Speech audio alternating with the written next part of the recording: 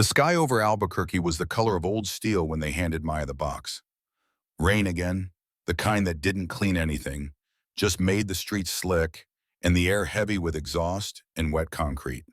She stood under the chipped awning outside the group home while Mr. Foster fumbled with his keys, pretending he wasn't watching her the way social workers always did at moments like this, waiting to see if she'd break or bolt or both. Inside the cardboard were all the things the state had decided she could keep. Birth certificate with no father listed. GED diploma earned at 16 because sitting in another high school wasn't worth the effort. 3 t-shirts that had been washed so many times the logos were ghosts. A paperback mystery novel with a broken spine. A photograph she didn't remember anyone taking, showing her at maybe 5 years old, standing in front of a chain-link fence with a smile that looked like someone had told her to. 19 years reduced to 8 pounds of paper and fabric. The rain soaked through her jacket as Mr. Foster finally got the door open, but he didn't go inside. Instead, he pulled an envelope from his coat pocket, cream-colored and heavy, the kind of paper that announced itself as important. Her name was written across the front in elegant, looping handwriting that belonged to another century. Maya Torres. This came for you a few months ago. His voice was tight, the way it got when protocol said one thing and his conscience said another. Couldn't give it to you until today. Came from a law office up in Red Willow Crossing. She stared at the envelope like it might be one more lie in a lifetime of them. You know anybody there? Never heard of it. Mr. Foster nodded like he'd expected that. It's legit. I checked. Woman named Eleanor Torres had it sent. Says it's about your family. Family. The word people use too easily, like it was a band-aid instead of a wound. Social workers had tossed it around her entire childhood, hoping repetition would make it true. For Maya, it had always been a blank space. No mother who stayed, no father who existed, no cousins or uncles or stories. Just a series of temporary beds in temporary homes with temporary people who looked at her with temporary kindness before the state moved her somewhere else. She took the envelope with fingers that felt too cold. The seal had been sliced open already, Mr. Foster's verification ritual, but the letter inside was still folded, still waiting. I don't know what's in it, he said, but maybe it's something. The bus rumbled in the distance, her ride to whatever came next. She'd saved $347 from under-the-table work at a bodega. It would last maybe 2 weeks if she was careful, less than that if she ate more than once a day. You got a place tonight? Yeah. The lie came automatically. You got my number if you need it? She didn't answer. He looked away. She stepped off the porch without a goodbye. Nobody in her life had stuck around long enough to earn one. The bus stop was 6 blocks away, and the rain picked up as she walked, her sneakers soaking through at the soles. Under a flickering streetlight, she stopped and pulled out the letter. The handwriting matched the envelope, careful and precise, each letter formed like it mattered. My dearest Maya, if you're reading this, then I've passed on and you've turned 19. I'm sorry I wasn't there to hold you, to know you. My name is Eleanor Torres. I am your grandmother. The words hit like a fist to the chest. Grandmother, real, a name. Your mother, Grace, was my daughter. She loved you deeply, but her battles were too heavy for her to carry. When you were born, she left you at a hospital, hoping someone would give you a better chance than she could. I didn't know you existed until 3 years ago. I tried to find you, to bring you home, but the system said I was too old, too far away. So I waited and I planned. I'm leaving you the only thing I can. My land. Our family's ranch in Red Willow Crossing. It's not perfect, it's old, worn down like me, but it's yours if you want it. If you don't, I understand. I just needed you to know you came from somewhere. You belong somewhere. You are not a mistake. Maya stood under the streetlight, with rain running down her face, reading the words 3 times, 4, trying to make them feel real. A grandmother who'd looked for her, land, a place belonging. At the bottom was a phone number and a name, James Barrett, attorney at law. The bus hissed to a stop down the block, doors opening to the warm interior, and the driver who'd take her north toward nothing in particular. She had a ticket already, purchased that morning when leaving the group home had still felt like falling off a cliff. She looked at the letter again, Red Willow Crossing. New Mexico. 3 hours north by bus, a place she'd never heard of, a grandmother she'd never met, a ranch that was probably as broken as everything else in her life. But for the first time since she could remember, someone had left her something that wasn't a social worker's case file or a box of donated clothes. She pulled out her phone and dialed the number. Barrett answered on the second ring. His voice was warm and cautious at the same time, the voice of a man who'd learned to expect complications. Yes, he'd been Eleanor's attorney. Yes, the property was real. Yes, the inheritance was legitimate. But there were problems. The ranch had $43,000 in back property taxes. She had 6 months to clear the debt or the county would auction it. The house needed work. Significant work. Water system questionable. No livestock. No equipment that ran. I'm not trying to scare you off, he said, but I want you to understand what you're walking into. Your grandmother lived on Social Security. She couldn't maintain it. She hoped you'd have better luck. Maya watched the bus pull away without her, its taillights disappearing into the rain. Can I see it? Of course. When can you get here? Tomorrow. She spent the night in a 24-hour diner, nursing coffee and using the Wi-Fi to search Red Willow Crossing, population 847, one main street, high desert, cattle country, nearest city 40 miles away. The images showed wide skies and empty land and buildings that looked like they remembered when the West was still being won. The morning bus north ran through landscape that shifted from urban gray to brown desert to red rock mesas. Maya pressed her forehead against the window and watched America change outside the glass, wondering if she was moving towards something or just away from everything else. Red Willow Crossing announced itself with a faded sign and a single stoplight. Main Street had a feed store, a diner, a hardware store with sun-bleached advertisements in the window, and a building that said Barrett and Associates in gold letters that were peeling at the edges. The bus dropped her in front of the diner. She stood on the sidewalk with her cardboard box and a backpack that held everything else she owned, breathing air that smelled like dust and sage and space. A man in his 50s climbed out of a truck parked across the street. He wore jeans and boots and a button-down shirt with the sleeves rolled up, looking like a lawyer who'd learned to dress for his location.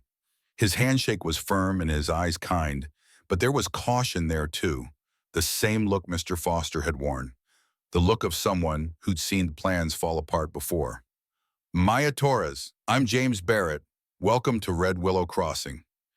Before she could respond, another truck pulled up alongside them.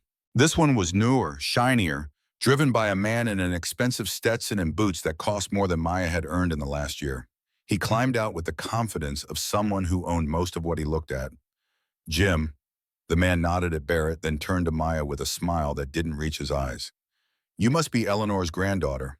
I'm Richard Caldwell, own most of the valley. He said it like an introduction and a warning at the same time. Barrett's jaw tightened, but he stayed quiet. Caldwell circled Maya the way a rancher might assess livestock. That property of Eleanor's has been an eyesore for years. Shame to see it go to waste. I'll give you $25,000 cash, right now, right here. More than that dump is worth. Maya felt Barrett go still beside her. She kept her voice level. I haven't even seen it yet. Why bother? Roofs collapsed, wells probably dry, fences are down. Place should have been condemned years ago. Eleanor was a stubborn old woman. Hopefully you're smarter. The contempt in his voice was casual, practiced, the tone of someone who'd never been told no and didn't expect to start hearing it now. Maya had met men like him before in group homes and social services offices, men who thought money and status meant they could say anything to anyone. I'm going to look at it anyway.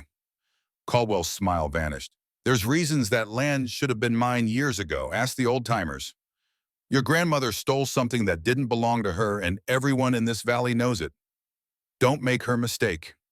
That's enough, Richard. Barrett's voice had an edge now. Caldwell ignored him, eyes still on Maya. Clock's ticking on those taxes, 5.5 months. When you realize you can't afford it, my offer drops to $15,000. After that, I'll wait for the auction and get it for pennies. He climbed back in his truck and drove off, leaving diesel exhaust and the smell of expensive cologne hanging in the desert air. Barrett waited until the sound of the engine faded. I should have warned you about him. Richard Caldwell owns 3,000 acres surrounding your 160. He's been trying to buy Eleanor's land for 20 years. She refused every offer. Why does he want it so badly? Water rights officially. Your property has year-round creek access. He needs it for development. But there's more to it. Eleanor never told me everything, but she said Caldwell wanted something besides water. Something his family lost a long time ago. They drove 12 miles out of town on a dirt road that turned to washboard after the first 5. Mesas rose on either side, red rocks striped with centuries of wind and rain. The land looked empty until you noticed the cattle grazing in distant pastures, the fence lines running toward horizons that seemed impossibly far away. Eleanor lived out here alone for 40 years, Barrett said. After your mother left, she stayed, refused to give up. Toward the end, she got obsessive about property boundaries, water sources, old surveys. She spent months in the county recorder's office. Whatever she found, it made Caldwell nervous. The ranch appeared as they crested a low rise. Maya's first thought was that grandmother had been generous calling it a ranch. The house was a single-story adobe with a roof that had partially collapsed on the north side. Windows were broken, the front porch oreged like a broken promise, and what had once been white paint was now the color of old bones. A barn leaned to one side, missing boards, missing purpose. Fences ran in lines that no longer held anything back. But the land itself was beautiful. The valley opened up behind the house, a creek running through it with cottonwoods marking its path. Grass grew thick where water reached. The soil looked rich and red and alive. In the distance, mesas rose like cathedrals, and the sky stretched so wide it made Maya's chest hurt. Barrett parked and they climbed out. The silence was enormous, broken only by wind through the cottonwoods and the distant call of a hawk. Maya had lived her entire life surrounded by noise, sirens, and traffic, and people stacked on top of each other in buildings that blocked out the sky. This emptiness felt like drowning and flying at the same time. Main house is 1,200 square feet, needs a new roof, $8,000 at least. Barn's got structural damage. Water well has a pump that hasn't worked in 2 years. Fencing needs 3 miles of replacement. Tractor hasn't run in 5 years. Barrett walked her through it systematically, pointing out rot and rust and failure. The kitchen had 1970s appliances. The bathroom had plumbing that groaned. 2 bedrooms, both with ceilings that showed water damage. But there was also a stone fireplace that looked solid, wood floors that had been beautiful once, and windows that framed views of land that seemed to go on forever. In the master bedroom, a quilt lay across the bed, hand-stitched in patterns that told stories Maya didn't know yet. On the wall hung photographs. Eleanor as a young woman with horses. A little girl with dark braids and Eleanor's eyes, maybe 6 years old, sitting on a fence. The same girl older, maybe 16, standing defiant with her arms crossed. "That's Grace," Barrett said quietly. "Your mother." Eleanor kept every picture she had. Maya stared at the teenager in the photo and saw her own jaw, her own way of standing like she was ready to fight or run. Her mother. Real. Not just a blank space anymore, but a person who'd lived in this house, who'd left from this porch, who'd made choices that led to Maya standing here looking at her face. What happened to her? Eleanor never said much. Grace left when she was 18, wound up in Albuquerque, got into trouble. Drugs, from what I gathered. By the time Eleanor tracked her down, Grace had already left you at the hospital. Eleanor tried to find you, but the system wouldn't place you with her. Too old, too isolated, no support system. It broke something in her. They walked through the rest of the house. A second bedroom with the door locked. A study also locked, this time with a heavy padlock that looked new compared to everything else. Barrett didn't have keys for either. Eleanor locked those rooms about 6 months before she died. Said they were for you, if you stayed. Outside, they walked the property. The creek ran clear and cold. Maya knelt and put her hand in it, feeling water that had traveled from mountains she couldn't see to land that was somehow hers. The grass was thick despite the neglect. The cottonwoods were old and massive, their roots going deep into soil that remembered when this valley was something else. Legally, the property is yours clear of any liens except the tax debt, Barrett said. $43,000. You have 6 months. If you can't pay, the county auctions it. Caldwell will bid and he'll get it. He's been patient for 20 years. He can wait another 6 months. Maya stood at the edge of the creek and looked back at the house. Broken, failing, impossible. But here, real, hers. What would it take to make this work? Barrett pulled out a notepad, started calculating. Roof repair, minimum 8,000. Water system, 2,500. Electrical upgrade to meet code, another 2,000. Fencing materials, if you do the labor yourself, 4,000. That's just to make it safe and functional. Doesn't include the taxes. So $60,000 total, at minimum, if nothing else breaks, which it will. And I have $347. He didn't try to make it sound better than it was. I'm not trying to discourage you, but I want you to understand the reality. This isn't a fixer-upper project. This is a full renovation on a property that's been neglected for years. Eleanor lived in one corner of the house and used a camp stove when the kitchen gave out. She drew water by hand when the pump died. She survived, but I wouldn't call it living. A truck appeared over the rise, older than Caldwell's but well-maintained. It pulled up and an old man climbed out, lean and weathered, wearing a Marine's cap and boots that had seen decades of work. He moved with the careful precision of someone whose body had been through things and remembered. "Saw your truck, Jim. Figured I'd check on the new owner." His voice was gravel and smoke, but his eyes were sharp and kind. Barrett relaxed, which told Maya something. "Maya Torres, this is Cal Hendricks. He ranches the section east of here. Knew your grandmother for 40 years. Cal's handshake was firm but not crushing, the handshake of someone who didn't need to prove anything. Eleanor was good people, stubborn as hell, tough as leather. When she found out about you, she spent every day planning how to make this place worth inheriting. Broke her heart when the state wouldn't let her bring you here." Maya found her voice. "Why not?" "Too old by their standards. 73, living alone, no family support.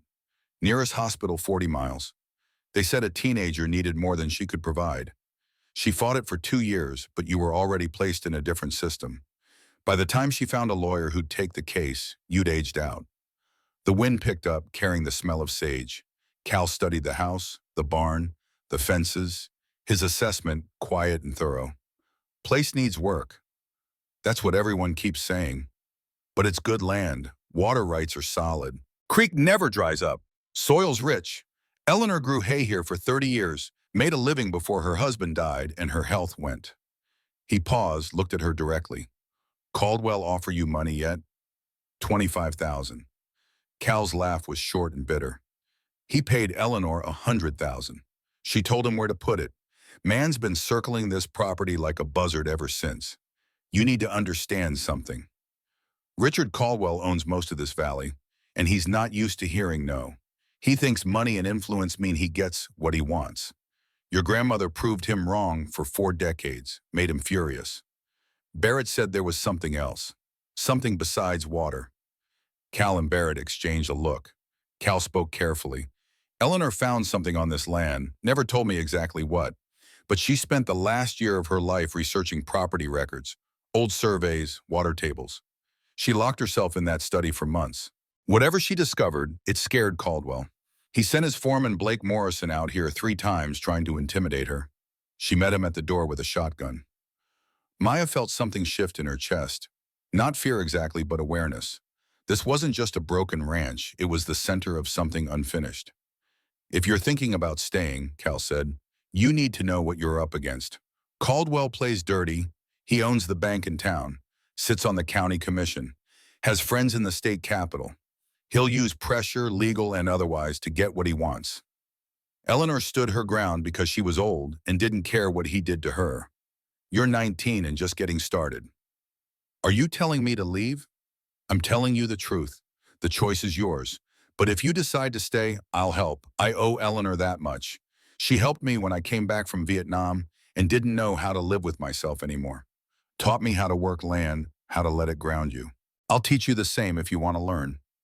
Maya looked at the house again, the collapsed roof, the broken windows, the enormous silence of empty rooms. She thought about the cardboard box with 8 pounds of belongings, about 19 years of temporary beds in temporary places with temporary people, About Eleanor's letter saying you belong somewhere. I need to think. Fair enough. Cal pulled a card from his pocket, wrote a number on the back. That's my cell. I'm 5 miles east. You need anything day or night, you call. Weather's turning cold. You can't stay here tonight, not without heat or water. Barrett can point you to a motel in town. After they left, Maya stood alone on the property as the sun dropped toward the mesas.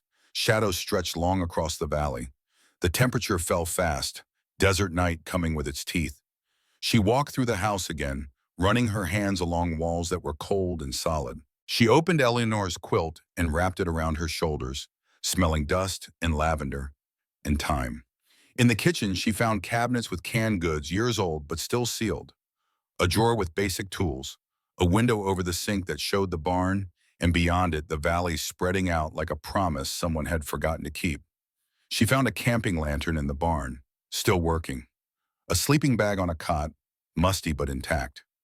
Eleanor had lived her last days in this corner, in this small light, in this massive silence. Maya dragged the cot into the main room, positioned it under the part of the roof that was still solid. She lit the lantern and sat with Eleanor's quilt around her shoulders and Eleanor's letter in her hands.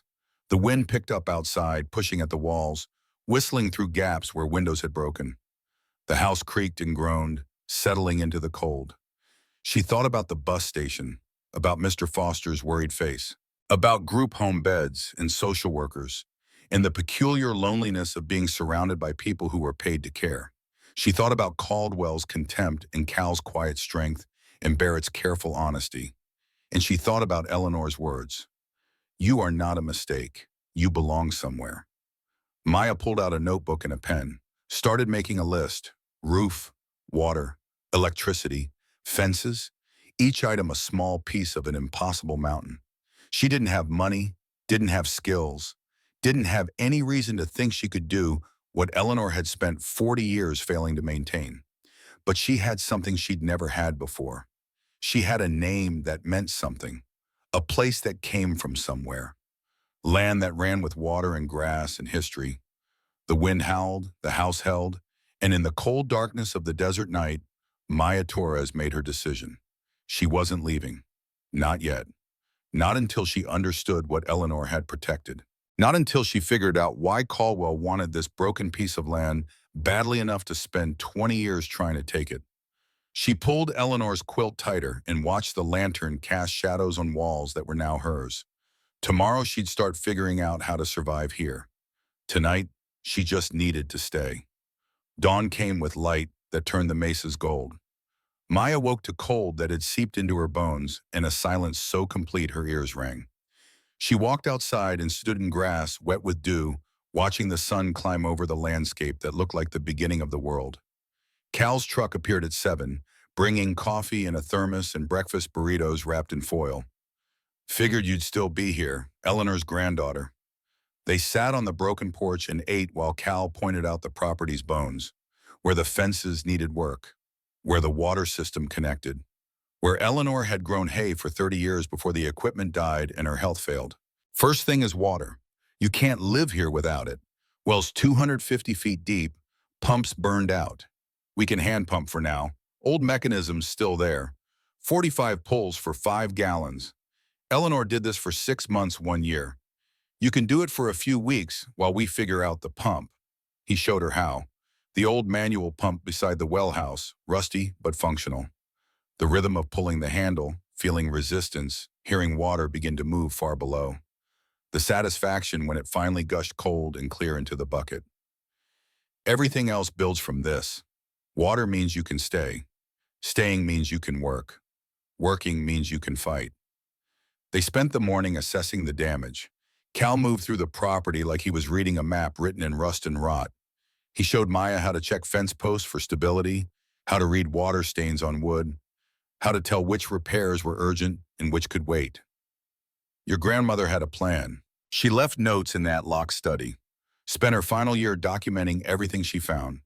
When you're ready to open it, I'll help. But first you need to decide if you're really staying. Because once Caldwell knows you're serious, things will get harder. As if summoned, a truck appeared. Not Caldwell's this time, but a newer Ford with a man behind the wheel who looked like he'd learned violence somewhere official and never unlearned it. He parked and climbed out, not quite threatening, but not friendly either. "Blake Morrison, I'm Mr. Caldwell's property manager." He looked around with the same assessment Cal had done, but his eyes were calculating instead of kind. "Checking on you, making sure you're safe out here. Lot of accidents happen to folks who don't know ranching." Cal stepped forward, positioned himself between Morrison and Maya. The air went tight. "She's got help." Morrison smiled without warmth. "Good, she'll need it.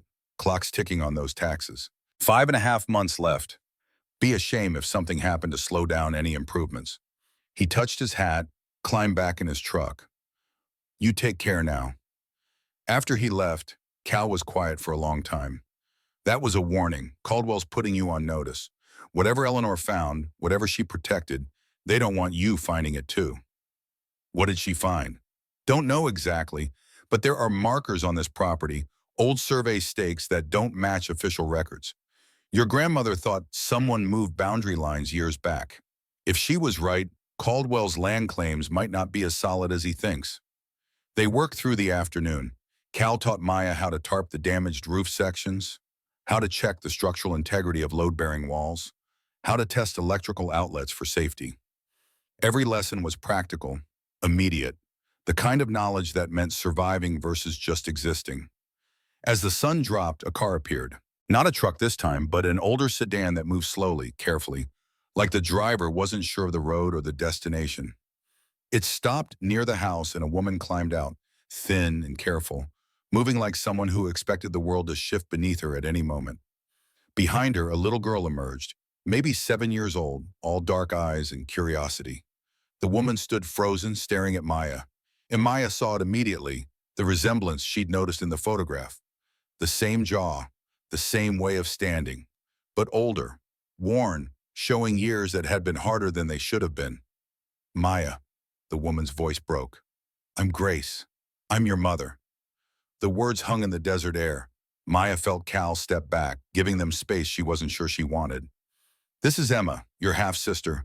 I've been clean 9 months. Got out of rehab, found steady work, got my life together, enough to try and find you.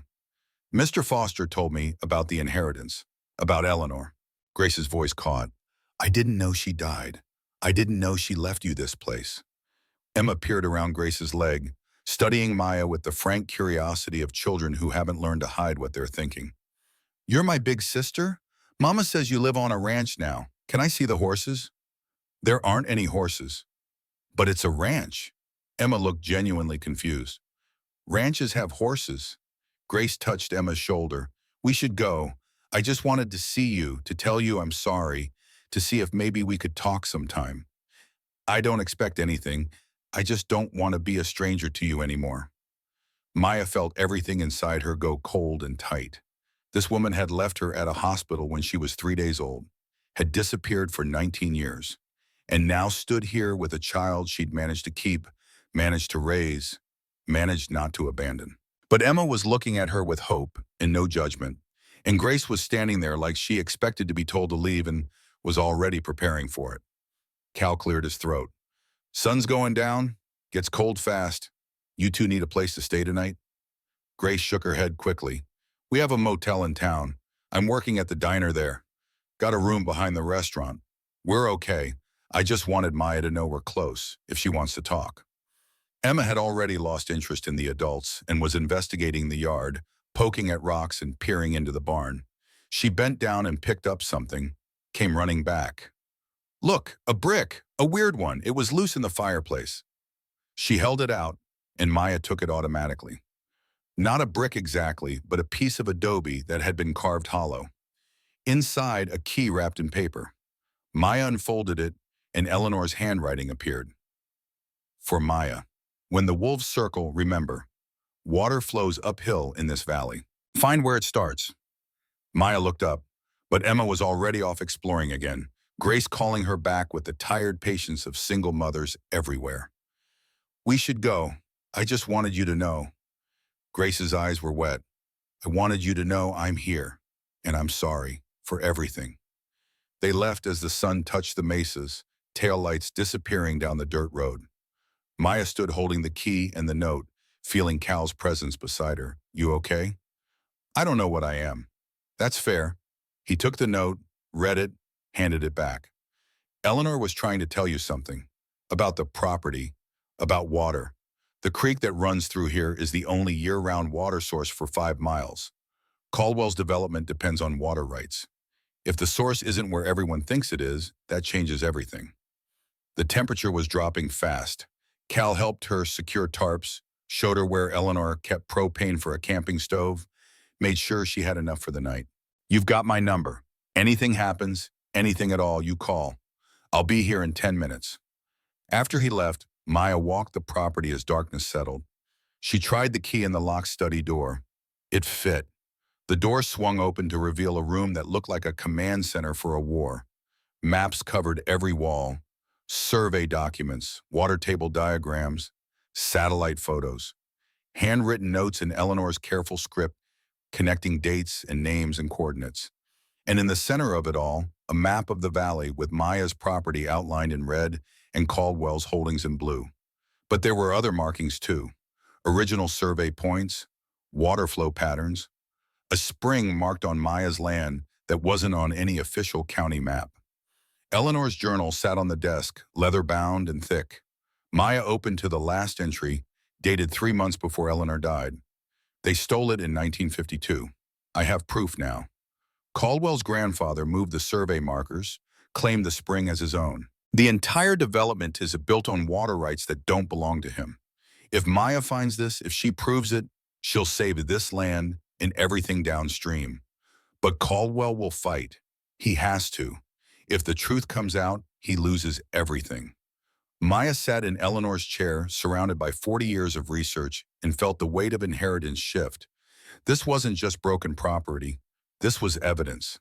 This was a battle Eleanor had fought alone until she couldn't fight anymore. She heard a sound outside, footsteps on gravel. She grabbed Eleanor's shotgun from the corner where Cal had pointed it out earlier and moved to the window. A figure was trying the locked study door from outside, testing the handle. Maya pumped the shotgun, the sound unmistakable in the desert silence. The figure ran. She heard an engine start, saw taillights disappear fast down the road. Her phone rang. Cal. Heard shots. Someone was trying to break in. They're gone now.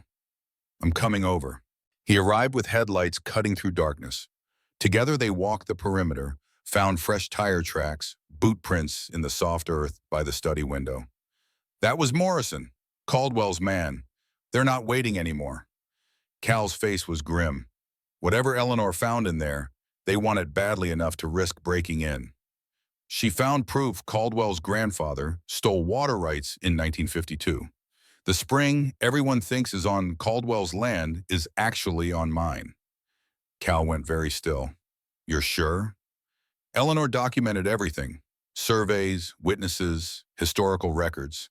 The spring that feeds Caldwell's entire development is on Torah's property, which means his water rights are invalid. Jesus. Cal sat down on the porch steps. That's $50 million in development built on stolen water. If you prove it in court, he loses everything. Eleanor wanted me to find it. And Caldwell will do anything to stop you. Cal looked at her directly. You understand what this means? This isn't about back taxes anymore. This is about destroying a powerful man's empire. He won't let that happen quietly. Maya thought about the cardboard box, about 8 pounds of belongings, about 19 years of nothing that belonged to her. I'm not selling. Didn't think you would. You're Eleanor's granddaughter. Cal stood. Okay, then we fight. But we need to be smart. First thing tomorrow, we take everything in that study to Barrett, get it documented and protected legally. Then we start gathering more evidence, and we prepare for Caldwell to come at you with everything he has. They spent the night securing the house, taking photographs of Eleanor's research, creating backup copies of documents. When the sun rose, they loaded everything into Cal's truck. At 8 in the morning, Richard Caldwell's truck appeared on the road, pulling up fast, dust cloud trailing behind. He climbed out with Blake Morrison and 2 other men Maya didn't recognize, all wearing the kind of casual weapons that said security but meant threat. Caldwell's expensive boots hit the dirt with purpose. I know Eleanor had documents, old surveys, water maps. Hand them over now or this gets complicated. Maya stood on the porch with Cal beside her, Barrett's number already dialed on her phone. This is my property. Get off it. That property should have been mine 30 years ago. Eleanor stole information that wasn't hers. She convinced herself she'd found something, but she was wrong, old and confused and wrong. She found proof your grandfather committed fraud. Caldwell's face went dark. Careful, girl. I already filed paperwork to contest your inheritance. You're 19 years old with no job, no money, no proof you can maintain this property. I'm a respected businessman with deep roots in this valley. When this goes to court, who do you think wins? Morrison stepped forward. Cal shifted, hand moving toward his truck. You have got 48 hours to accept my offer, Caldwell said. After that, I take it through the courts, and you'll end up with nothing. Not even the dignity of walking away with cash in your pocket. He climbed back in his truck. Before leaving, he looked at Maya one more time. Your grandmother was stubborn. It killed her. Don't make the same mistake. They watched him drive away. Cal's jaw was tight. That was a declaration of war. Maya stood in the morning light, feeling the weight of Eleanor's research in Cal's truck, the key in her pocket, the impossible challenge ahead. She had 5.5 months until the tax deadline, $43,000 she didn't have. A powerful enemy with money and influence and no hesitation about destroying her. But she also had Eleanor's proof, Cal's experience, Barrett's legal mind, and land that was worth fighting for. Let's go to town, she said. Time to see what Eleanor really left me. Barrett's office smelled like old paper and strong coffee.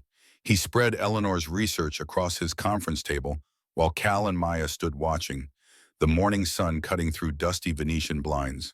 Surveys from 1920, water table maps from 1950, a geological report from 1952 with handwritten notes and margins that weren't part of the original document. This is extraordinary. Barrett's voice was quiet with the kind of awe lawyers got when they found something that changed everything. Eleanor spent decades building a case. She documented every water source, every historical boundary marker, every change in county records. And she found the discrepancy. He pointed to 2 maps side by side. The first showed a natural spring located 200 feet inside what was now Torres property. The second, dated 1952 and signed by William Caldwell Sr., showed the same spring magically moved to Caldwell land. It's fraud, clear, documented fraud. The spring that feeds Richard Caldwell's entire development, the water rights that make his resort possible, all of it originates on your property. If we can prove the 1952 survey was falsified, his water rights claims collapse. Can we prove it? Eleanor found the original surveyor's brass marker. According to her notes, it's still buried on your property at the actual spring source. If we locate it and it matches the 1920 coordinates, we have physical evidence. Cal leaned forward. How fast can Caldwell move with his legal challenge? He filed a quiet title action claiming Maya's inheritance is invalid. Court date is scheduled for 60 days out, but I'm filing for expedited hearing based on water rights fraud. If approved, we could be in court within 3 weeks. So we need to find the marker, file our own claim, and survive whatever Caldwell throws at us. Maya felt the weight of it, the impossibility stacked on top of impossibility, and pay $43,000 in taxes. Barrett looked apologetic for adding to the mountain. The door chimed. Grace stood in the entrance with Emma, who immediately ran to the table to stare at the maps with the unfiltered fascination of 7-year-olds who hadn't learned that most adult work was boring. Sorry, I saw Cal's truck. Wanted to make sure everything was okay. Grace's voice was careful, testing whether she was welcome. Emma pressed her nose close to a survey map. Why are there 2 springs? That's silly. There's only 1 spring. That's the question, kiddo. Cal smiled at her. Someone moved it on paper. Can't move water, it goes where it wants. Emma traced a line with her finger. See? It flows down from here. That's how gravity works. Maya watched her half-sister explain hydrology with the absolute certainty of childhood logic, and something in her chest shifted. This little girl shared her blood. shared Grace's eyes, shared some piece of the history that had led to both of them existing. "You're right," Maya heard herself say. "Water flows downhill. We need to find where it starts." Barrett began organizing copies of documents for the county clerk. Cal made calls to hydrologists he knew from ranching associations. Grace stood uncertain by the door until Emma pulled her to the table, demanding explanations for legal terms she couldn't pronounce. By afternoon, they had a plan. File counterclaims to Caldwell's lawsuit. Request expedited hearing based on water rights fraud. Meanwhile, locate the brass marker using Eleanor's coordinates in modern GPS. Document everything. Build an airtight case before Caldwell could destroy evidence or pressure officials. "This is going to get ugly," Barrett warned. "Richard Caldwell doesn't lose gracefully. He'll use every connection, every bit of leverage. He might come after your personal history, your ability to manage property, anything he can use. Let him try." Maya surprised herself with the steel in her voice. She'd spent 19 years being told she wasn't good enough, smart enough, wanted enough. One more powerful man dismissing her didn't feel like something new. It felt like something familiar she finally had the tools to fight. They spent the next week in what Cal called controlled chaos. The county inspector, Martinez, scheduled a compliance visit in 30 days. Every violation would be ammunition for Caldwell's lawyers. The house needed to meet minimum habitability standards. The barn couldn't be a structural hazard. The property had to prove Maya could actually live there. Cal arrived each morning at dawn with tools and coffee and the patient competence of someone who'd spent 50 years learning how things worked. He taught Maya carpentry by having her hold boards while he explained why certain joints mattered, then handing her the saw and stepping back to watch her learn through doing. The roof came first. They couldn't afford full replacement, but they could patch the worst sections. Cal hired Carlos Ruiz, a roofer who'd worked with Eleanor years back. The three of them spent 4 days on that roof in New Mexico sun, replacing sheathing, laying new shingles, sealing around the chimney and vents. Maya learned to walk on angled surfaces without falling, learned to judge which boards would hold weight and which would betray her, learned that her hands could blister and callous and keep working anyway. Each morning she climbed up scared and climbed down less scared until the fourth day when she realized the fear had transformed into something else. Not confidence exactly, but competence. The knowledge that she could do hard things if she stopped asking whether she was capable and just did them. Carlos watched her nail down the final section. "You learn faster than my apprentices, most of them afraid of heights their whole first month. You just decided not to be. Didn't decide anything, just didn't have a choice. That's when you find out what you're made of, when there's no choice left." They moved to the electrical system next. Tom Warwick, a licensed electrician Cal vouched for, spent 2 days rewiring circuits that had been dangerous for years. Maya worked as his assistant, learning to identify which wires were live, how to install GFCI outlets in wet areas, why grounding mattered. Tom explained it like he was teaching someone who'd need to maintain it themselves, not just pass an inspection. "This panel is your heart. Everything flows from here. You treat it with respect, it'll keep you safe. You get lazy, house burns down." He showed her how to read the breakers, how to troubleshoot when circuits failed, how to check for shorts without electrocuting herself. By the end, she could wire a basic outlet and understood the logic of how electricity moved through a building. "You've got aptitude for this," Tom said, signing off on his work. "Ever think about trade school?" "I'm thinking about surviving the next few months." "Fair enough. But after that, you want to learn more. I could use help. Pays decent." The offer hung in the air like possibility. Maya filed it away with other futures she might have if she survived the present. Between repairs, they hunted for the brass marker. Eleanor's notes gave coordinates, but GPS only got them within a 20-foot radius. Emma appointed herself chief excavator, digging test holes with the serious determination of children who thought physical effort could solve any problem. Grace brought lunch each day, sandwiches and water, and awkward attempts at conversation that Maya mostly deflected. But Emma was harder to deflect. She asked endless questions about the ranch, about Eleanor, about why Maya lived alone when she could live with them in town. Her curiosity was without judgment, just pure wanting to understand how the world fit together. On the fifth day of searching, Emma's shovel hit something that rang metallic. She dropped to her knees, digging with her hands, pulling up dirt until brass glinted in the afternoon sun. The marker was stamped with coordinates and a date, 1920, Township Survey. Cal checked the GPS. Perfect match to Eleanor's calculations. 207 feet inside Torres' property boundaries. The spring source Caldwell claimed as his own was legally Maya's. We need to document this before anyone knows we found it. Cal photographed the marker from every angle, recorded the GPS coordinates, took soil samples to prove it hadn't been moved. This is our ace, but we don't play it until the right moment. They reburied it carefully, memorizing landmarks.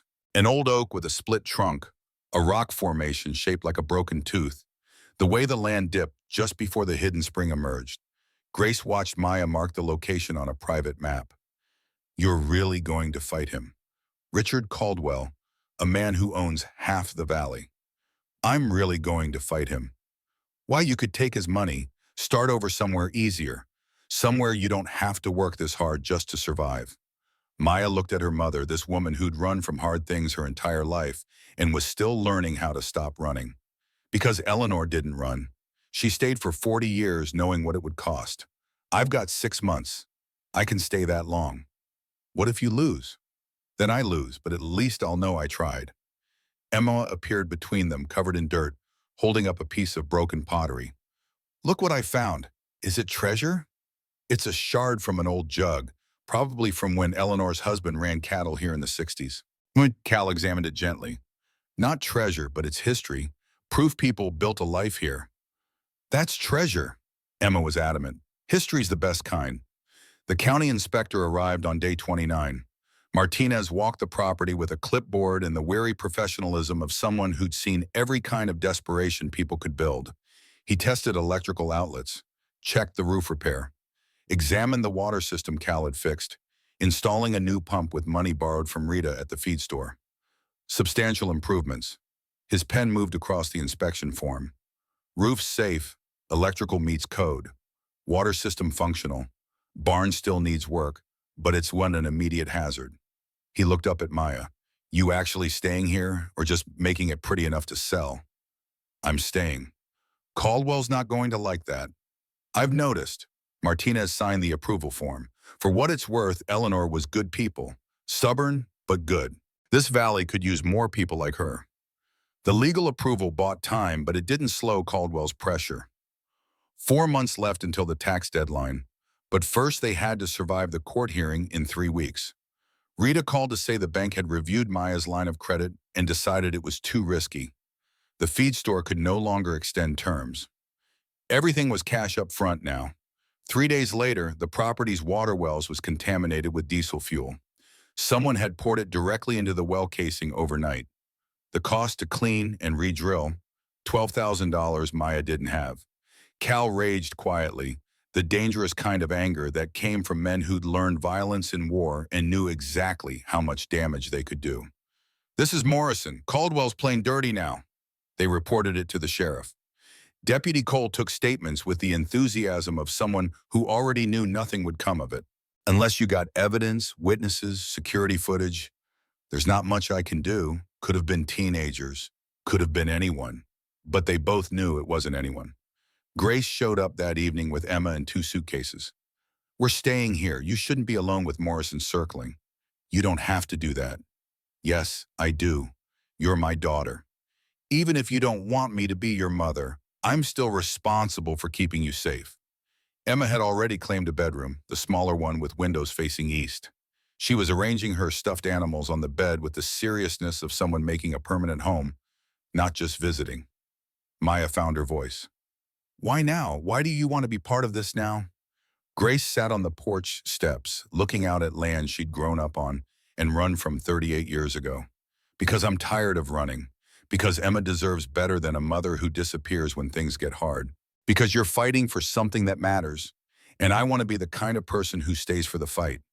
She pulled out her phone, showed Maya a photo. Eleanor, younger but still old, standing in front of this house with her arms crossed and a smile that said she'd survived things that should have killed her. Mom took this 2 years before she died. She sent it to me through the rehab center. Wrote on the back, Grace, I'm still here, still waiting, still hoping you'll come home. I threw it away, told myself she was trying to guilt me, but the truth is she never gave up on me. Not once in 20 years of me being a complete disaster. Maybe it's time I stopped giving up on myself. Emma appeared in the doorway. Mama, can we stay, please? I like it here. It's quiet and there's space and Maya needs help finding more treasure. The decision was made before Maya could protest. Grace and Emma stayed. The house that had felt empty and haunted started to feel like something else. Something that might become home if it survived long enough. They settled into rhythms. Cal arrived at dawn with work plans. Grace cooked breakfast, insisting everyone eat real food instead of just coffee and determination. Emma explored, finding treasures in the barn and creekside, cataloging them with the seriousness of museum curators. Maya worked until her body demanded rest, then worked more. At night, they sat on the porch while Emma slept, and Grace talked about growing up here, about Eleanor teaching her to ride when she was Emma's age, about summer storms and winter snows and the particular silence of desert nights, about leaving at 18 because the valley felt too small, too known, too limiting, about Albuquerque and drugs and how fast a life could unravel when you thought you were finally free. I was 19 when I got pregnant with you. Homeless, using, completely lost. Leaving you at that hospital was the only good decision I made in 5 years. I told myself you'd be adopted by some nice family, that you'd have the life I couldn't give you. She laughed bitterly. I didn't know you'd spend 19 years in foster care. Didn't know Eleanor was looking for you. Didn't know anything except that I couldn't be what you needed. Maya didn't forgive her. Couldn't forgive her yet. But she started to understand the difference between abandonment born from cruelty and abandonment born from desperation. Started to see Grace not as the villain of her origin story, but as another person who'd been broken and was learning slowly how to mend. Cal brought news on day 42. Barrett got the expedited hearing approved. Courts in 3 weeks exactly. Judge saw the water rights evidence and agreed this can't wait 60 days. They spent evenings preparing. Barrett needed Maya to testify to prove she was competent and capable despite her age and history. Cal coached her on how to answer questions without giving ammunition to Caldwell's team. Grace helped her practice staying calm when lawyers tried to rattle her. Emma mostly played, but sometimes she listened with the intensity of children who understood more than adults assumed. One night she climbed into Maya's lap unprompted. You're brave. Braver than anyone I know. I'm not brave, I'm just stubborn. Mama says that's the same thing. Being brave is just being too stubborn to quit. The night before the hearing, someone set fire to the barn. Maya woke to orange light and smoke and Emma screaming. She grabbed Emma and ran outside to find the old structure fully engulfed, flames reaching 30 feet into the night sky, heat so intense it felt like standing next to the sun. Grace emerged from the house, coughing, pointing at the barn. All the documents, Eleanor's research, everything's in there.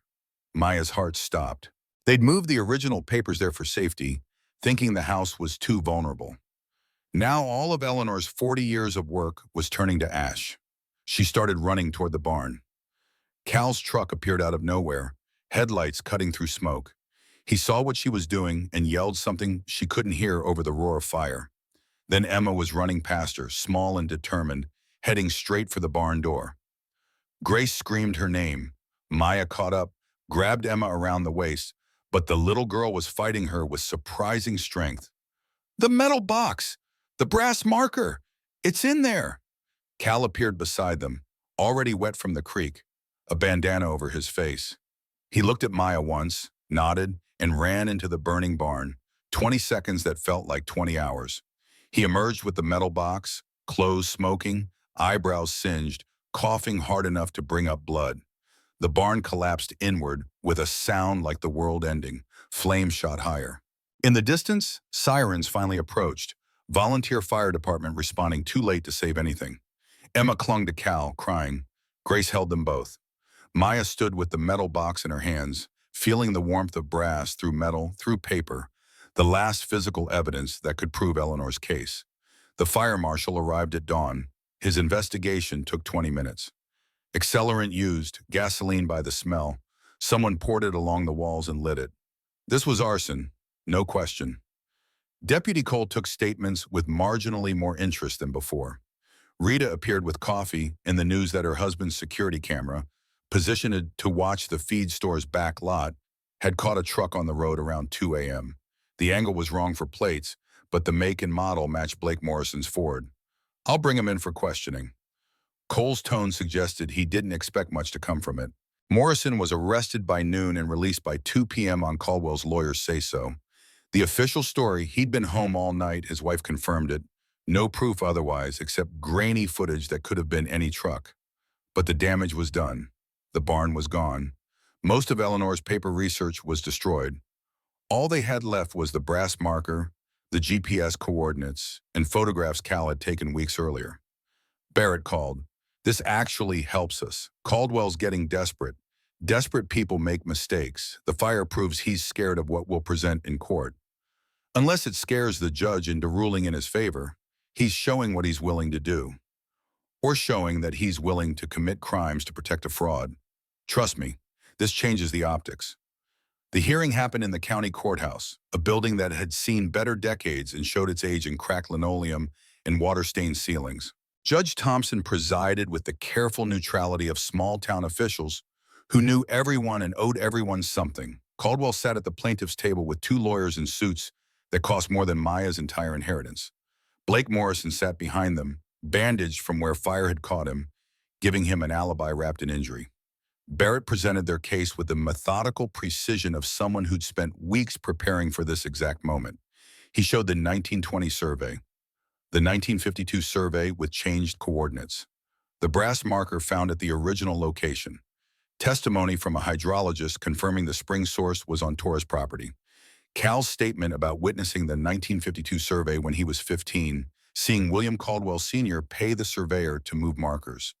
The courtroom went very quiet during that testimony. Cal spoke without drama, just stating facts the way Marines learn to report observations. He'd been there. He'd seen it. He'd been too young to understand what it meant, but he understood now. Caldwell's lawyers attacked his memory, his motivation, his relationship with Eleanor. But Cal didn't waver. I know what I saw.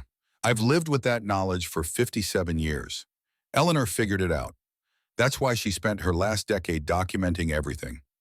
That's why Maya's standing here today. Judge Thompson called a recess. When they returned, his expression had shifted into something Maya couldn't read. He reviewed the evidence again, asked questions that suggested he was actually thinking instead of just performing the ritual of law. Finally, he spoke. I'm ruling that the 1952 survey contains material discrepancies that warrant further investigation. The water rights claim based on that survey is suspended pending resolution. Ms. Torres retains her property. Mr. Caldwell's quiet title action is denied. The arson investigation into the barn fire will be expedited with state assistance. He looked at Caldwell directly. I'm also issuing a restraining order. You, Mr. Caldwell, and your employees are to stay 500 feet from Ms. Torres and her property except for legally necessary business. Any violations will result in contempt charges. The gavel fell. Maya felt something release in her chest that she hadn't known was clenched. Not victory, not yet, but survival. Space to breathe. Outside, press swarmed, local reporters who'd caught wind that something big was happening. A David and Goliath story playing out in a valley most of America would never hear about. Maya gave one statement. My grandmother spent 40 years protecting this land. I'm just finishing what she started. Caldwell pushed through the crowd without comment, but his face told the story. Rage and fear and the particular fury of powerful men who'd just been told no by someone they'd dismissed as irrelevant. That night, Grace made dinner, while Emma set the table with the seriousness of someone performing an important ritual. Cal joined them, along with Barrett and Rita, and they sat around the table in a house that was starting to feel permanent. To Eleanor, Cal raised his glass, who was too stubborn to die quietly. To Maya, Barrett added, whose proving stubbornness is hereditary. Emma held up her juice box. To treasure hunting and finding the truth. They ate and talked and planned the next steps. The fight wasn't over. Caldwell would appeal, would look for other angles, would use every connection he had, but the momentum had shifted. The land was secure for now. The water rights case would take months to fully resolve. But the evidence was strong enough that Caldwell's development was effectively frozen. Later, after everyone left and Emma was asleep, Maya and Grace sat on the porch under stars that looked close enough to touch. The smell of burned wood still hung in the air from the barn, but underneath it was sage and growing things and the particular scent of desert after dark. "You're really staying." Grace said it like a revelation instead of a question. "I'm really staying." Eleanor would be so proud. "I wish I'd met her. I wish she'd lived long enough to see this." Grace was quiet for a long time. She did see it, maybe not literally, but she knew. When she wrote that letter, when she left you this place, she knew you'd be exactly the person she needed you to be. Strong enough to stay, stubborn enough to fight, brave enough to choose something hard because it mattered. "I'm not any of those things. I'm just too tired of running." Sometimes that's the same thing. Sometimes the bravest choice is just refusing to quit when quitting would be so much easier.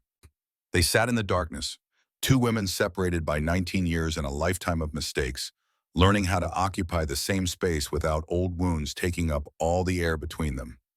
It wasn't forgiveness yet, but it was a start, and starting was all Maya had ever needed to do. The settlement came through in pieces over 3 weeks. Caldwell's insurance paid $65,000 for the barn fire after the state investigation confirmed arson and Morrison's involvement. Caldwell himself, facing federal fraud charges for the water rights manipulation, offered $85,000 to avoid further criminal exposure.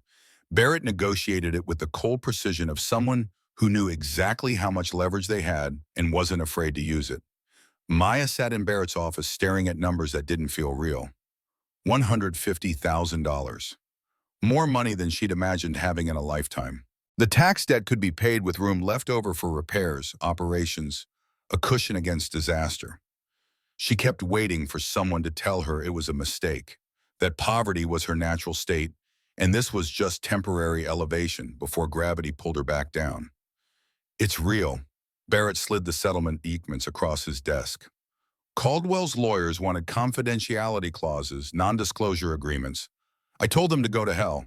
The water rights case is public record now. His grandfather's fraud is documented. The truth doesn't need to hide." "What happens to him?" "Federal charges for falsifying government documents, conspiracy to commit fraud, probably obstruction for the barn fire once Morrison testifies against him. He's looking at 5 to 10 years, plus disgrace. His development company's already in bankruptcy." Partners pulled out the day after the hearing.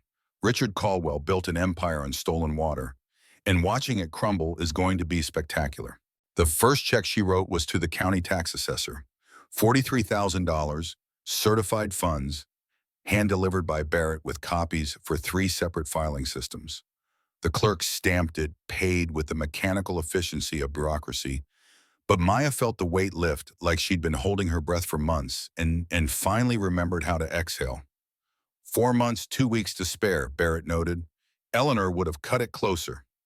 Eleanor didn't have insurance money from arson and a settlement from a desperate criminal. Fair point, but she'd still be proud you paid it in full instead of negotiating for less. The vindication felt distant, abstract. Maya had spent so much energy focused on survival that victory hadn't prepared her for what came after. The immediate threats were gone. Caldwell couldn't touch her anymore. The land was secured. She could breathe without wondering when the next disaster would hit. But breathing without disaster just meant facing different questions. What did she actually want? Who did she want to become? The ranch was hers, legally and financially, but wanting it and knowing what to do with it were different problems entirely. Cal found her that evening, sitting on the foundation where the barn had stood, watching the sun drop behind the mesas. He settled beside her with the comfortable silence of someone who understood that sometimes presence mattered more than words. "You're wondering what comes next. I've spent 2 months just trying to survive. Now that I can actually stay, I don't know what staying means. Means you build something. Ranch doesn't run itself.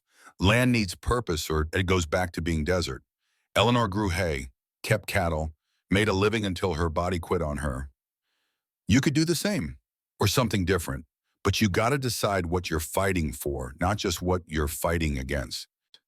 Emma appeared from the house carrying a notebook and markers, settling on Maya's other side to draw with the focus children applied to projects adults had forgotten to take seriously.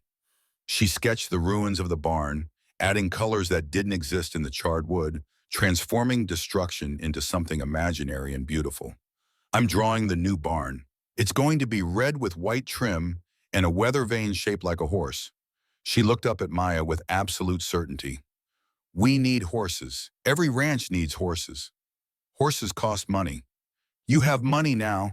Mama said the bad man had to pay for burning things. That means we can fix things and make them better than before. The logic was sound in the way child logic often was, cutting through complexity to reach simple truths adults overcomplicated. The barn needed rebuilding. The ranch needed animals. Life needed moving forward instead of just holding ground. Grace called them for dinner. She'd been cooking real meals every night, practicing domesticity like a skill she'd let atrophy and was slowly relearning. Tonight was chicken and vegetables from the garden Emma had insisted on planting, food grown from soil they were learning to trust. They ate at a table Grace had found at a yard sale and refinished herself, sitting in chairs that didn't match but held weight without complaint. This gathering that had started as temporary was becoming something permanent without anyone formally deciding. Emma's toys lived in the small bedroom.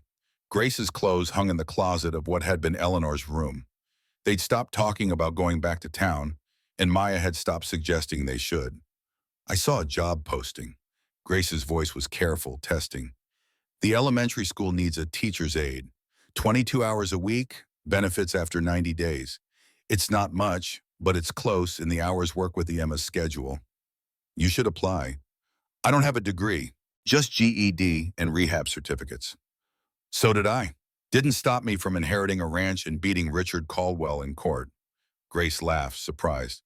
That's fair. Okay, I'll apply. Maybe if we're both working, we can help with ranch expenses. Pay you rent or something. We'll figure it out. Right now, I just want to see if we can survive a year without everything catching fire. Emma looked up, alarmed. Nothing else is going to burn, right? We fixed it. The bad man is gone. We're safe now. The absolute faith in her voice was heartbreaking. Maya wanted to promise safety, to guarantee that threats were finished and security permanent. But she'd learned in 19 years of foster care that promises were just words until time proved them true. We're safer than we were. That's the best I can promise. That's enough. Safer is good. Emma returned to her dinner with the resilience of children who adapted to whatever adults provided and kept moving forward. The next morning, Maya drove to the feed store with a list Cal had helped her compile. If the ranch was going to produce income, it needed inputs first: seed for hay planting, fencing materials for pasture repair, irrigation supplies for water management. Rita met her at the counter with the same cautious optimism she'd shown since the court victory. Heard about the settlement, heard Caldwell's going down hard. She rang up the purchases without commenting on the total, which had grown substantial now that money existed to spend. You staying then? Really staying? Seems like it. Good. This valley could use more people who fight for things. Too many just take what they're given and complain when it's not enough. Eleanor was a fighter. Glad her granddaughter is too. Maya loaded the truck bed with supplies that felt like investment instead of expense. Each bag of seed represented potential harvest. Each fence post was a boundary that would hold something valuable inside. The weight of possibility was heavier than the weight of desperation had been. Cal met her back at the ranch with a plan scratched out on notebook paper. 60 acres could be planted in alfalfa if they work fast. First cutting would come in 90 days, 3 cuttings a year if managed properly. At current market rates, $15,000 profit after expenses. Add leasing grazing rights to a neighboring rancher for another $5,000 annually. The numbers added up to sustainability, to life built on labor and land, and faith that weather would cooperate. It's hard work, dawn to dusk during growing season. Machinery breaks, weather kills crops, prices fluctuate. Eleanor did it for 30 years and stayed broke most of them. But she also stayed independent. Nobody owned her. That's worth something. They spent April preparing fields. Cal taught Maya to drive the old tractor they'd resurrected with parts and patience, showing her how to feel the machine's rhythm, how to read soil moisture by watching how the blade cut. She learned to disc harrow in straight lines, creating seed beds that would either produce or not based on how well she judged depth and spacing. Emma helped where she could, riding along on planting runs, asking questions Cal answered with the patience of men who'd learned teaching was just another form of labor. Grace took the job at the elementary school and came home tired but purposeful, talking about children who reminded her why staying sober mattered. They fell into rhythms that felt like family, even though they didn't call it that. Morning coffee before work. Emma's homework at the kitchen table while Maya and Grace cooked dinner. Evening walks to check irrigation. Small ceremonies of domesticity that added up to something larger than their individual pieces. The alfalfa sprouted in neat rows across the 60 acres, green fuzz that grew bolder each day. Maya checked it obsessively, watching for disease or pest damage, learning to read the health of plants the way Cal read weather in the sky. When the first cutting came, they hired local help and spent 3 days mowing, raking, baling, stacking. 100 tons of hay that buyers contracted immediately at prices that made the labor worthwhile. The check from the hay broker was $26,000. Maya stared at it like a test she'd passed without realizing she'd been taking one. Cal had been right. The land could provide if you understood what it needed and didn't ask for more than it could give. She paid back Rita for the feed store credit, paid Cal for the well pump and countless hours of teaching, put money in savings for Emma's future education. The remaining balance went into ranch improvements, new roof sections, bathroom plumbing that didn't groan, kitchen appliances from this century, windows that sealed properly against winter. By autumn, the house looked like something people might actually choose to live in instead of somewhere they survived while looking for better options. Grace painted the exterior a soft cream that matched the adobe. Emma planted flowers that would bloom in spring. Maya fixed the front porch so it no longer sagged. Replacing boards, Cal showed her how to cut and level. The changes were physical, but they reflected something internal too. Maya was building instead of just reacting. Grace was present instead of disappearing. Emma was thriving instead of just coping. The ranch was becoming home because they were choosing to make it one.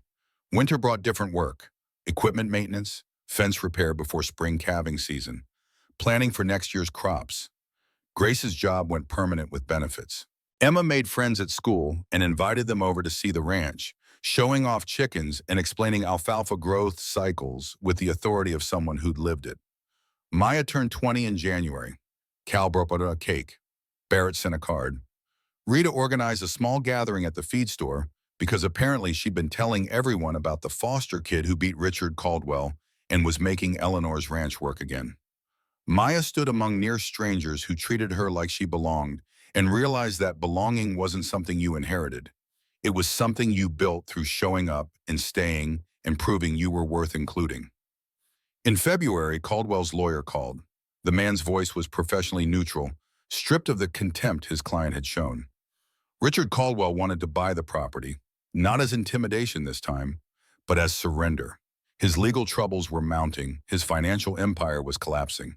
He needed to liquidate assets, and the water rights case would be easier to close if he owned the property his fraud had tried to claim. $425,000. Final offer, more than fair market value. You could walk away wealthy, start over anywhere you wanted. College, travel, whatever life you want instead of ranching. Maya asked for time to think. The lawyer gave her 48 hours. She spent that night on the porch wrapped in Eleanor's quilt, watching stars that didn't care about property lines or court cases or choices that would determine her entire future.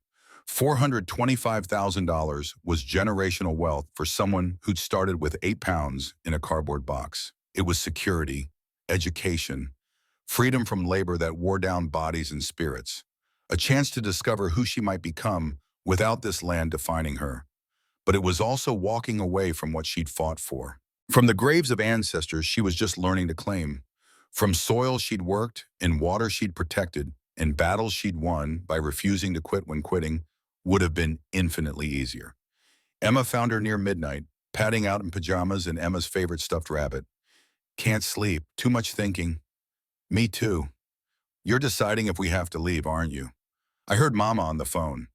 Someone wants to buy our house. It's a lot of money, Em, enough to change everything. But we already changed everything. We fixed the house and grew hay and won in court. We're doing good here. Why would we leave when things are finally good? The question held the simple logic children wielded like weapons against adult complexity. They were doing good here. The ranch was working. The family was healing. Why leave? Because leaving was easier. Because staying meant more years of hard work with no guarantee it wouldn't all fail anyway. Because Maya had spent 19 years learning that nothing good lasted, and maybe it was smarter to take the money and run before the universe remembered she wasn't supposed to have nice things. But staying also meant something. It meant refusing to believe that her life was something that happened to her instead of something she built. It meant choosing difficulty because the difficulty mattered.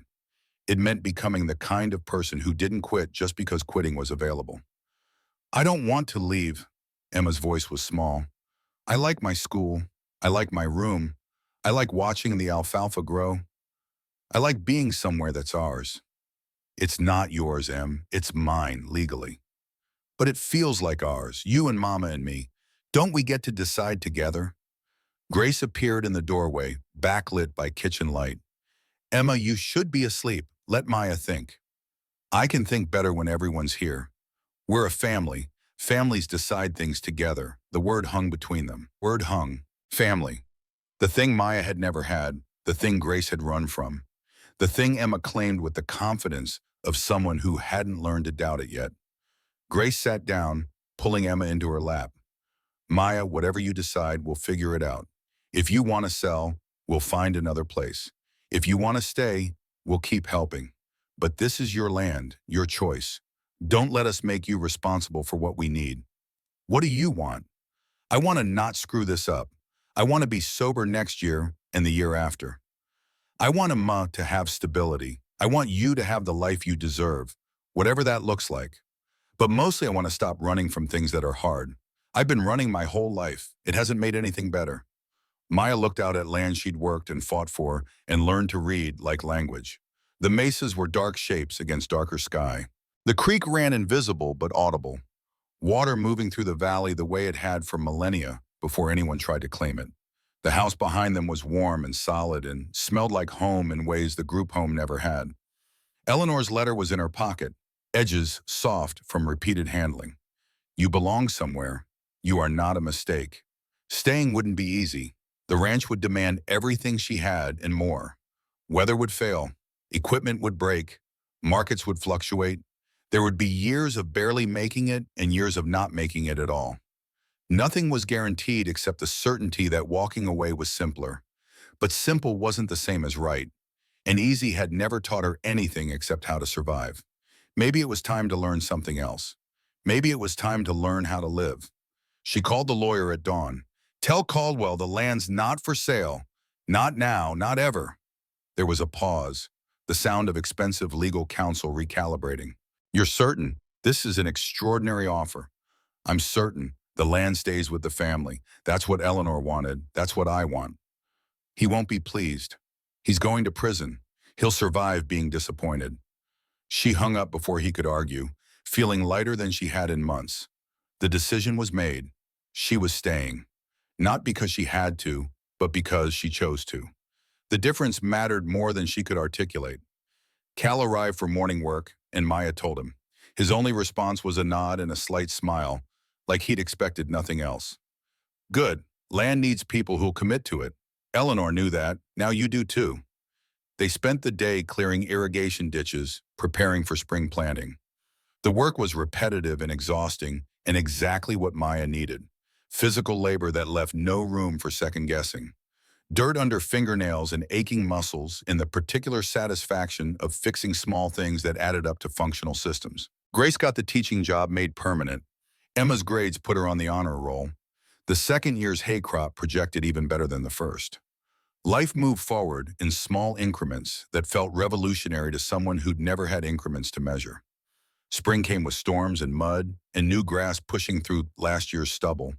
They planted the 60 acres again, added 20 more in rotation, bought 3 heifers from Cal's herd to start building livestock. Emma named them all and treated them like pets until Cal explained that ranchers didn't get attached to things they might eventually sell. The property transformation was gradual but undeniable. What had been broken and abandoned looked maintained, productive, alive. People driving past could see someone was working the land instead of just letting it return to dust. The valley noticed. Other ranchers stopped by with advice. Rita kept track of Maya's operation like it was community investment. Even Barrett mentioned using the case as an example of what happened when ordinary people refused to accept that power was permanent. On the one-year anniversary of Maya's arrival, they held a small ceremony. Barrett and Rita and Cal and a dozen neighbors Maya was learning to know. They unveiled a stone marker near the spring source, brass survey marker mounted in concrete with a plaque that read, Eleanor Torres Memorial. She protected this water and this land for future generations. Cal spoke about Eleanor's stubbornness and strength. Barrett talked about justice delayed but not denied. Rita mentioned community and commitment in choosing to stay when leaving was easier. Then Maya stood up, not because she'd planned a speech, but because words needed saying. A year ago, I had 8 pounds of stuff in a cardboard box. Eleanor left me land I'd never seen in a fight I didn't understand. Everyone told me to walk away, take the money, start over somewhere easier. But Eleanor didn't leave me land to sell. She left me a place to belong. And I'm grateful that she waited, that she believed I'd come, that she knew I'd stay. Her voice caught. Emma took her hand. Grace squeezed her shoulder. The gathering stood in desert afternoon, acknowledging that sometimes the smallest victories were the ones that mattered most.